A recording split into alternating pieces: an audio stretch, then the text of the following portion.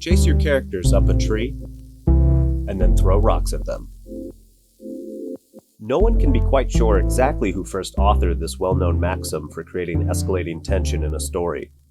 Over the years, this quote and its many variations have been apocryphally attributed to just about every artist from Vladimir Nabokov to Steven Spielberg, and probably Marilyn Monroe at some point too, because why not? But regardless of who said it first, the point remains true today. Stories need conflict. Conflict is the lifeblood of storytelling. If we don't see characters struggling against, well, something, there's not going to be a lot of interest in finding out what happens next. Showing external conflict in a story is fairly straightforward. We can literally chase our characters up trees and throw rocks, or bullets, or vampires, or dinosaurs at our protagonist. Threats to a character's physical safety are immediate and readable to the audience. They get blood pulses racing and butts sliding forward in seats. But bullets and fists can't fly through the air for an entire story. Hell, even John Wick has to take a break from the bloodshed every now and then to talk about what's going on inside John Wick. So what about all those hidden conflicts happening within? How does a storyteller show the audience the internal struggle of the mind? How do you write thought and psychology and make it as dynamic and engaging as the external forces challenging the characters? Welcome to another episode of Scene-a-Matic storytelling. Today we'll be exploring a common character design scheme that splits the psyche and casts the various psychological components as characters in conflict with one another. We'll look at how this technique adds complexity to the antagonism between characters without sacrificing clarity for the audience. And hopefully I'll convince you that this three-way split technique is a tool better utilized at the level of an individual scene rather than as an overall casting design choice for a story, because the focus of this channel is on the craft of scene writing as it pertains to telling a compelling story. Stories are a collection of interconnected scenes, and every scene in itself is a chance to tell a miniature story. After all, if you can write a good scene, you can write a good story. And of course, there will be lots of practical examples later showing this technique at work, across a variety of scenes, each with a varying number of characters. So, slip into something a little more Freudian, lie back on the couch, and let's get started.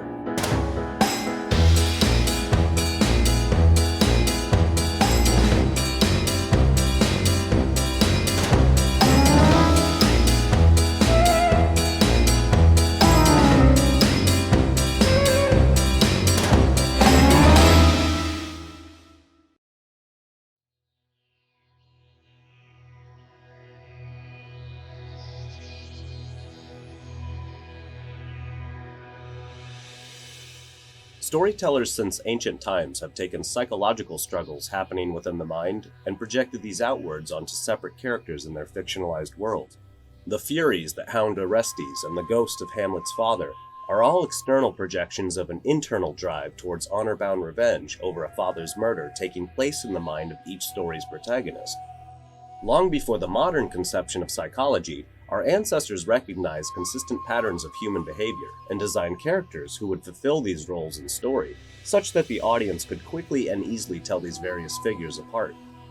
In the 20th century, Carl Jung and later Joseph Campbell would classify these collectively inherited unconscious patterns as the archetypes. The division of the individual psyche into these disparate psychological forces offers an obvious utility to writers looking to diversify their cast of characters in the hopes of telling a compelling story. Today, the hero's journey and the Jungian archetypes dominate much of the contemporary narrative approach to storytelling, but writers for all mediums still continue to make use of a much simpler, perhaps cruder model of the mind's psychic structure when casting their characters, a model first theorized by Jung's own former mentor, Sigmund Freud. Hello there. Freud visualized the human mind as made up of three separate but interconnected agents, all capable of influencing the mental activity of the whole psychic apparatus. First, the id, or the collection of all unconscious and primal desires, present in the personality since birth and responsible for instinctive bodily urges and emotional outbursts. Goddamn farts!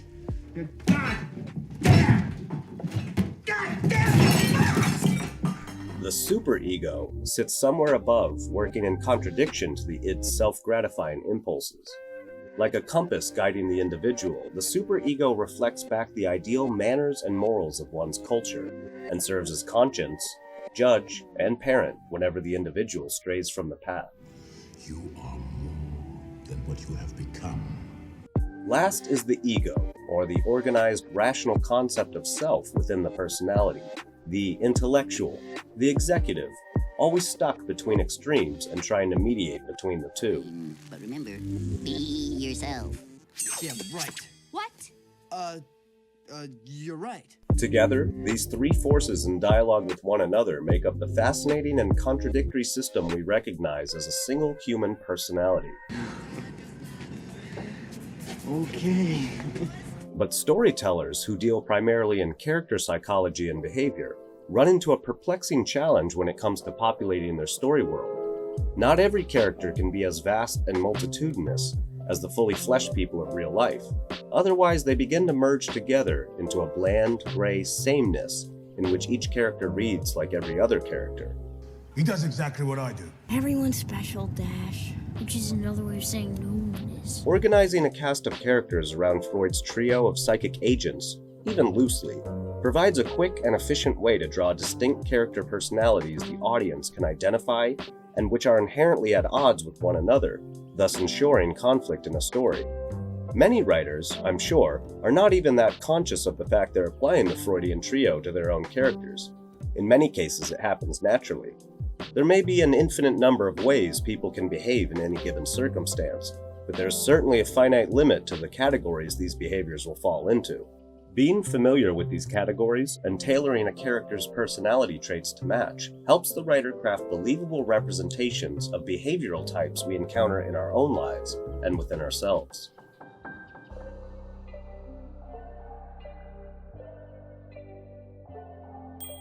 Now, a quick note on terminology. Some writers use the Freudian trio under a different name. Author of The Secrets of Story and co-host of the podcast by the same name, Matt Bird splits characters into head, heart, and gut, and sometimes divides these into further subcategories. But the fundamental three-way split of a single psyche into unidimensional personality types set in conflict with one another is still at play.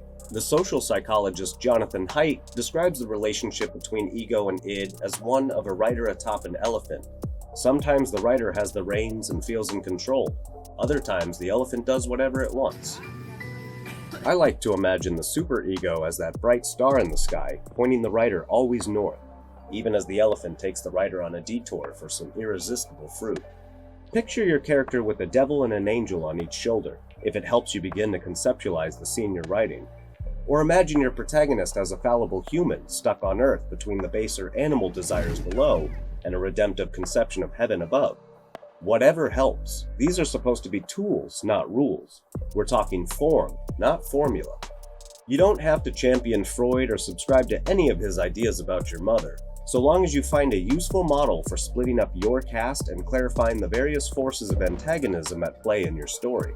The goal is to be able to quickly define characters from one another and then accentuate their differences, or as John Truby says, push the characters to the corner. Id-based characters are generally slaves to their passions. They trust their instincts and think with their stomachs. We're more like those monkeys that wear sunglasses and ride motorcycles and give people the finger. Like newborns and young children, they seek immediate gratification of their needs. Hunger, fatigue, sexual libido, and other bodily functions take precedence over all for id types. Let us not resort to our baser instincts. They are quick to anger, sadness, and other emotional extremes. They act first and think later, primarily living in the here and now with no regard for the future or other people around them. But at their best, id characters can be resilient, intuitive, courageous, and pragmatically engaged with the world around them. Characters drawn from the superego are usually conscientious, organized, concerned with following rules and procedure, and often seek to punish those who run afoul of the program. Why, you... May I remind the captain that he is on duty? They are moral figures who idealize what's important to them and strive for a standard of perfection. I have just determined this situation to be far too hazardous. When imagined as the heart in a cast of characters, they are often self-conscious, overly sentimental about the small things in life, and more focused on memory in the past than the present. Someone at work ate my sandwich. No, Though I am lost, my wounded heart resides back home, in pieces strewn about the graveyard of my lost love. Ego characters, however, are frequently planning for the future. They are perceptive, logical thinking, and good at separating out what's real from what's not. They make sense of the world around them through executive decisions based on analysis and reason. Okay, so I'm responsible, I'm organized, but hey, I can be a kook. At their worst, ego characters can get lost in their own head and succumb to paralysis by analysis. Or they can become selfish automatons indifferent to the negative effects of their purely rational-minded decision-making. At best, they successfully navigate the extremes of id and superego characters with the focused determination of a true leader.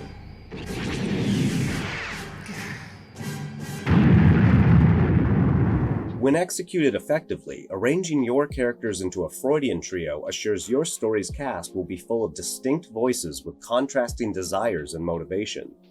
When characters argue the respective merits of their worldview, the dialogue rings true of the complex back and forth of thought inside the mind. But, as with most writing prescriptions, there runs the risk of taking a good thing too far. We should be wary of following any guideline too literally. Three-way splits are often discussed in regards to a cast of characters across an entire story. But if this dynamic applies to absolutely every scene, the story soon becomes predictable and stale. The audience will be able to see characters' postures and reactions coming from a mile away. The angry guy is going to say something angry. The narcissist is going to talk about herself. Good storytellers strike a balance between fully realized multi-dimensional people and worn-out stock characters that only know how to play one song. Most writers manage this problem by dividing their story's cast into their respective Freudian camps more often than not, while allowing the potential for any character to break free from their assigned role in any individual scene. Roles, then, are not destiny. Gene may be the id of the Belcher children in Bob's Burgers, on average, but that doesn't mean in any particular episode he can't have a scene in which he plays the ego, caught between Tina's high-road sentimentality and Louisa's go-for-the-throat impulsivity. Allow flexibility with the rule to surprise yourself and the audience. Let the brainiac of your story suddenly snap in a moment of primal rage. Give the clown character an impassioned speech on the virtues of sincerity. Characters can play to their type a majority of the time, but they should never fill their expected role all the time. This is why I recommend applying the Freudian model on a scene-by-scene basis. The needs of the specific scene should dictate which character plays what role at each moment. This creates the illusion that your characters are, in fact, multi-dimensional humans with rich, sometimes unexpected depths to their personalities, while maintaining the sense of focus and readability you get from the Freudian trio as characters interact with each other. Alright, enough theory. Let's see this technique in action, shall we?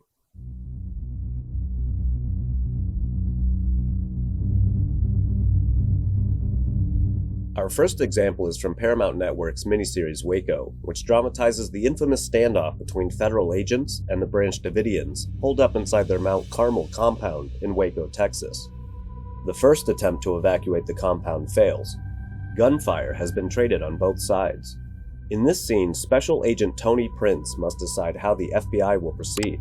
Because the executive decision made by the end of the scene belongs to Prince, he plays the scene's ego, but he'll take into consideration the opinions of the two talking heads on either side of him, Tactical Commander Mitch Decker, who wants to use force, and FBI negotiator Gary Nesner, who advises patience. Listen to how each of these three men makes their case from one of the three Freudian perspectives. Negotiations failed, Nesner. They reneged on their deal. Let me handle this. I can have the building cleared by lunch. Look, this isn't the first time in the history of negotiation that someone reneged on a deal, okay? Our primary objective has to be getting those kids out safely. Clearing the building comes second. Look, they're screwing with us. Now's the time to apply more pressure. No. Let's not mistake getting even for getting what we want. Trickle, flow, gush. That's my next strategy. If I can get a few people to trickle out, more will follow as it starts to flow. And once Koresh sees enough people leave, he won't be the last in line. I just need a little time. Okay. But, a little show of force might help get their attention. Of Okay. Fairly straightforward, as each character fills one role of the Freudian trio and stays within their lane. But what about scenes that don't have exactly three characters? A majority of scenes in film, theater, and fiction revolve around just two characters speaking to each other. How does the Freudian trio apply to a scene with only two players? Well, it largely depends on the topic being discussed, but generally, characters express strongly held opinions about their problems, derived from either emotional and reactionary arguments or moral and intellectual reasoning. Both characters wish to convince the other one to come over to their way of thinking, and so both characters have the potential to play the ego of the scene. But one will eventually step forward as the character that mediates between the two extremes and ultimately makes a choice by the scene's close. In the opening of The Godfather, Amerigo Bonacera comes to the wedding of Vito Corleone's daughter to ask the powerful mob boss to kill two thugs who beat and humiliated his own daughter. He argues from an obvious heightened state of id-like emotion, seeking revenge and Babylonian justice. Suspended the sentence. They went free that very day. And those two bastards, they smiled at me.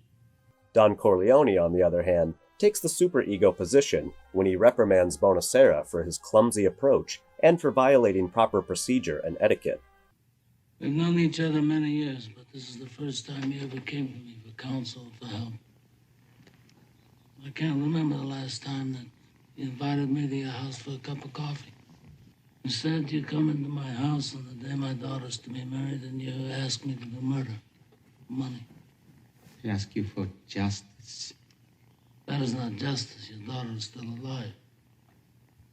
Let him suffer then, as she suffers. How much shall I pay you? In the end, once Bonacera agrees to terms and demonstrates the proper respect, Don Corleone makes the choice to give him what he wants and arranges to have the two thugs murdered. Give this to Clemenza. Okay, you might be thinking, but how does this apply to a scene with only a single character? One of fiction's greatest strengths is its ability to dive deep into the mind of a character and express the battle raging within. As you might have already guessed, since the Freudian trio already describes the contradictory forces at play inside a single psyche, dividing a lone character's inner monologue into these three camps ensures the thought process appears realistic and the inner conflict dynamic. In George R.R. Martin's A Storm of Swords, Sir Davos washes up on a rocky spire somewhere in the middle of the sea, following the loss of his ship and his sons in the Battle of the Blackwater. Alone, starved, and sunbeaten, Davos fights evenly matched urges, to stay alive long enough for help to arrive, or to crawl into a hole and die over the guilt for his sons' deaths. From the book. When the tide was low, he could sometimes find tiny crabs along the stony strand where he had washed ashore after the battle. They nipped his fingers painfully before he smashed them apart on the rocks to suck the meat from their claws and the guts from their shells. How can I live when they are dead? So many brave knights and mighty lords have died, better men than me, and highborn. Crawl inside your cave, Davos. Crawl inside and shrink up small, and the ship will go away, and no one will trouble you ever again.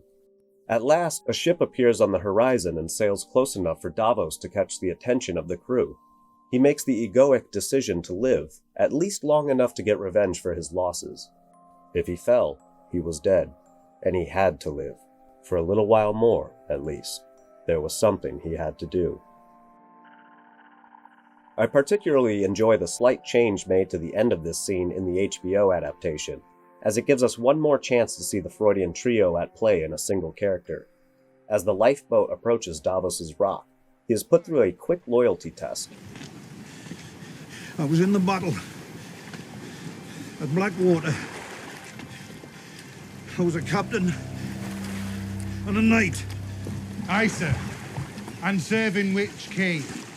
At this moment, the book's narration describes the id's primal scream to live, to survive, even if it means lying. But the audience already knows Davos is an honest man, to a fault even, and fiercely loyal to King Stannis, a superego position that respects hierarchy and honor. In the book version, Davos quickly realizes the ship's colors as those of his allies and recognizes he is safe. But in the show, Davos remains unaware whether these men are friend or foe when he gives his answer. With his psyche caught between two extremes, Davos's ego makes the decision to lay his life on the line to keep his honor with his answer. The one true king of Westeros. Stannis Baratheon.